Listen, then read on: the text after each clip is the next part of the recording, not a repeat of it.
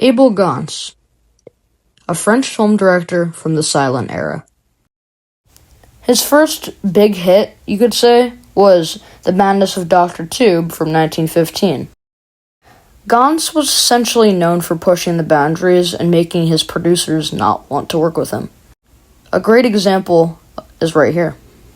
Gance would typically push the boundaries of cinema and filmmaking altogether, and it gave him a really special gift, you could say. Gance, with his film The Madness of Dr. Toob, really established cinema as an art form, but we'll see more of that later.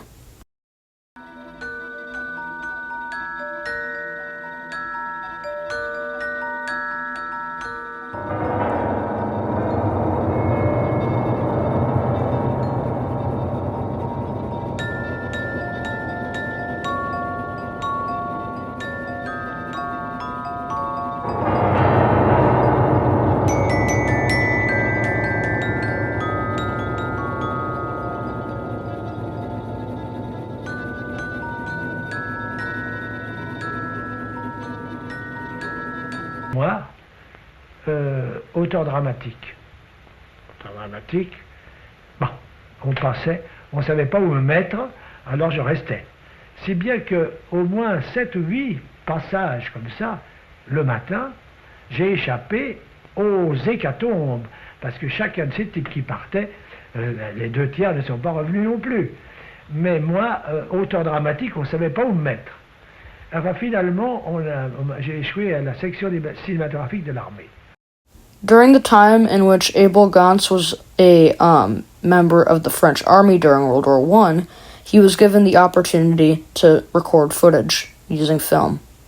He later used this real footage for his 1919 film J'accuse to give it a very intense feel.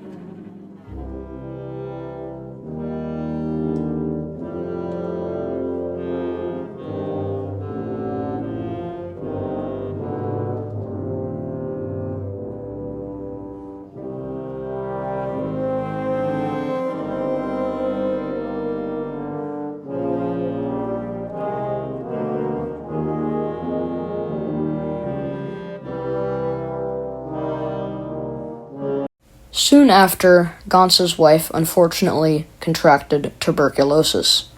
One of Gance's most famous melodramatic films, being La Rue from 1923, began production shortly after J'accuse.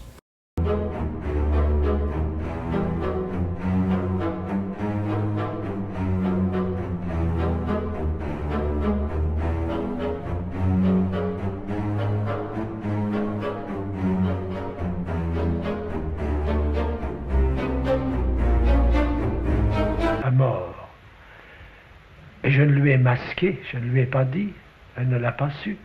Mais j'ai passé tout le temps de la roue où j'ai dû soigner pendant près d'1 an, parce que j'ai mis longtemps à faire ce film, étant donné qu'elle a eu des crises touchant l'agonie à différentes reprises, et opérations, etc., qui font que la roue a obéi à sa maladie.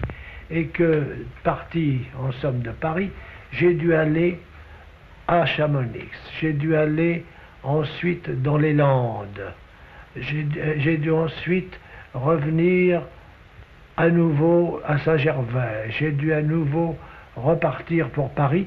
Enfin, je me suis déplacé autant que son état a nécessité. Ce n'était pas la roue qui m'obligeait à le faire, c'était son état. Et chaque fois, j'étais obligé donc d'arranger mon scénario et mes décors en conséquence.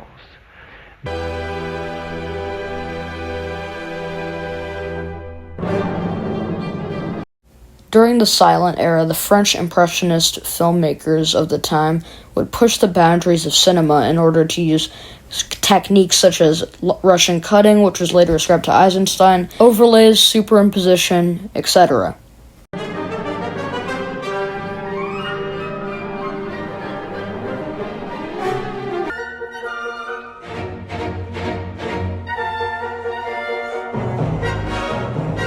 Abel Gance would begin production of his film Napoleon in 1925. It would be wise to say that this is Abel Gance's magnum opus. Gance's main objective was to turn cinema into an art form.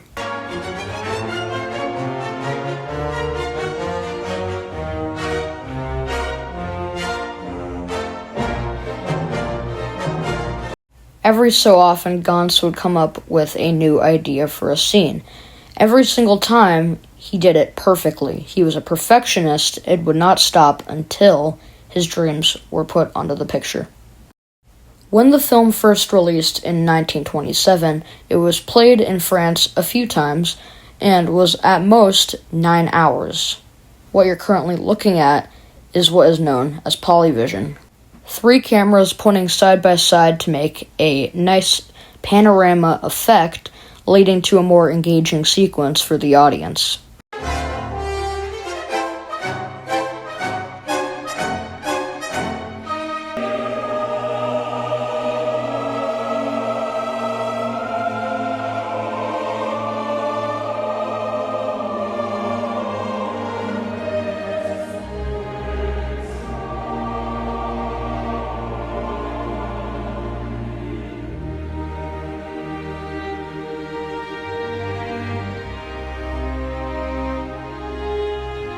During the opening snowball fight sequence of the film, Gance used many different camera tricks and techniques. Gance's main goal was to immerse the viewer in the film and make them feel like they were alongside the characters and feel for them in a way. The goal was achieved rather rapidly due to the intense sequence of the snowball fight scene. The technological constraints of the time made it extremely difficult to film. So, this is why actors had to actually throw real punches. Gance would legitimately find anything and everything to make his film better and more enjoyable.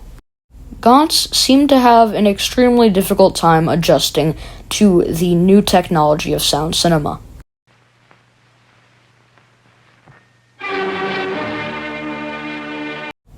Gance quickly adjusted to the sound era by making films like Beethoven's Great Love. Gance, being extremely ambitious, was not only able to conform to the modern technology of sound cinema, but make several more films along the way.